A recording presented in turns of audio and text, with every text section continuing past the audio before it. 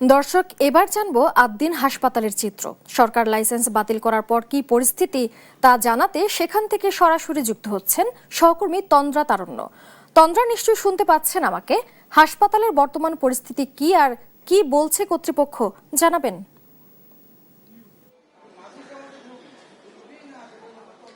সালমা, গত 27শে মে কিন্তু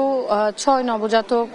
শিশুর আসলে অনাকাঙ্ক্ষিত যে ঘটনায় মৃত্যু হয়, এরপরেই কিন্তু আমরা দেখেছি যে সরকারি সিদ্ধান্ত অনুযায়ী এই আদ্দিন হাসপাতালের লাইসেন্স বাতিল করা হয় এবং পাশাপাশি এই হাসপাতালের কিন্তু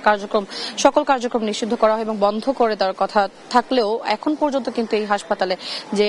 কার্যক্রমগুলো রয়েছে সেগুলো কিন্তু এখনো চলমান রয়েছে। এবং পাশাপাশি সরকারিভাবে কিন্তু এটিও বলা হয়েছিল যে এই হাসপাতালে যেসব রোগীরা যারা সেবা নিতে এসেছেন এবং আইসিইউতে যারা রয়েছেন, এই সকল রোগী সহ অন্যান্য যে রোগীরা রয়েছেন তারা যে কোনো হাসপাতালে গিয়ে যেন তাৎক্ষণিক তারা নিশ্চিন্তভাবে সেবা নিতে পারেন, সেই ব্যাপারটির কথাও কিন্তু সরকার থেকে বলা হয়েছে। তবে আজকের চিত্র যদি আমি বলি, আজকেও কিন্তু আদ্দিন হাসপাতালের চিত্রে আমরা যেটি দেখতে পাচ্ছি যে এখনো কিন্তু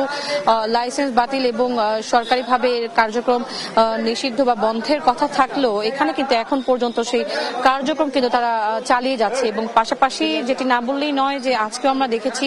যে এখানে কিন্তু নতুনভাবে, যদিও তারা বলছেন যে নতুন করে তারা কোনো রোগী ভর্তি নিচ্ছেন না, তবে ভিতর থেকে কিন্তু আমাদের কাছে যতটুকু খবর রয়েছে আমরা কিন্তু নানাভাবে নানা সূত্রে জানতে পেরেছি যে আসলে এখনো কিন্তু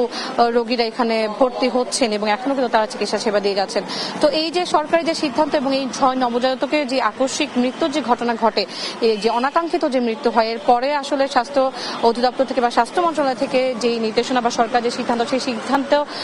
না মেনে কিন্তু এখন পর্যন্ত এই হাসপাতালটি চলছে এবং এখানে যারা কর্মরত রয়েছেন তারাও কিন্তু এখানে আছেন এবং তারা কিন্তু বারবারই বলছেন যে যেভাবে হাসপাতালের আসলে রোগীদেরকে অন্যান্য হাসপাতালে চিকিৎসা সেবার জন্য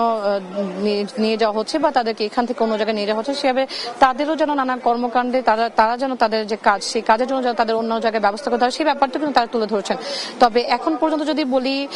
সালমা, এখন পর্যন্ত কিন্তু এখানে আদ্দিন হাসপাতাল কিন্তু তাদের কার্যক্রম চালিয়ে যাচ্ছে এবং সেটি সরকারি